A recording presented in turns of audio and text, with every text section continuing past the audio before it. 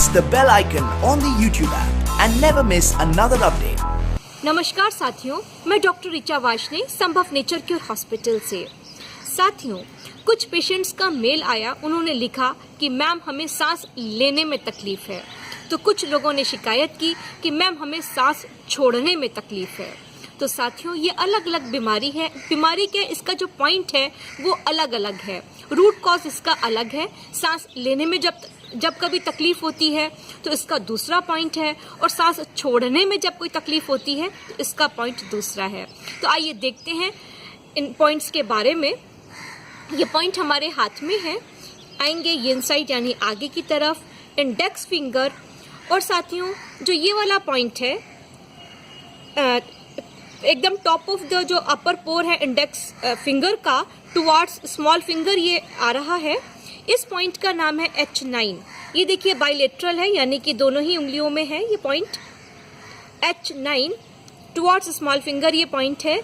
जब आपको सांस लेने में तकलीफ हो तो आप इस पॉइंट को स्टिमुलेट करेंगे मेथी के दाने से, और जब सांस छोड़ने में तकलीफ है, यानी आप सांस ले तो इजीली रहे हैं लेकिन अब दिक्कत आ रही है सांस छोड़ने में, तो इसका जो पॉइंट है वो है LU11।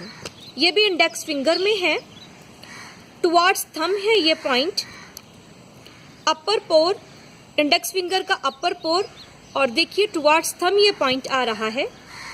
ये पॉइंट हमारा बाइलेटरल है, यानी कि दोनों ही तरफ।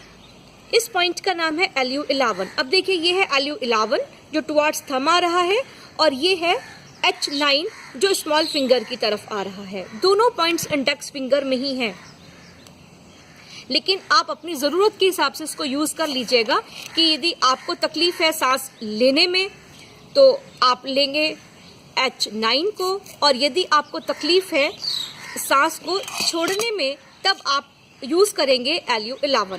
तरीका वही है, लेंगे हम पेपर टेप, लगाएंगे इसमें मेथी का दाना, और जो अभी हमने पॉइंट बताया LU11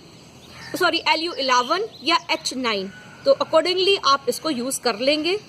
कुछ दिनों तक आपको रात में इसको लगाकर रखना है, फिर देखिएगा कि जो आपको सांस की लेने में तकलीफ थी या सांस छोड़ने में तकलीफ थी वो बिल्कुल ठीक हो जाएगी। तो साथियों, आज की इस वीडियो में इतना ही। आपसे विनती है आप हमारी इस वीडियो को लाइक करें, अधिक से अधिक शेयर करें और हम सब्सक्राइब करें। Thank you.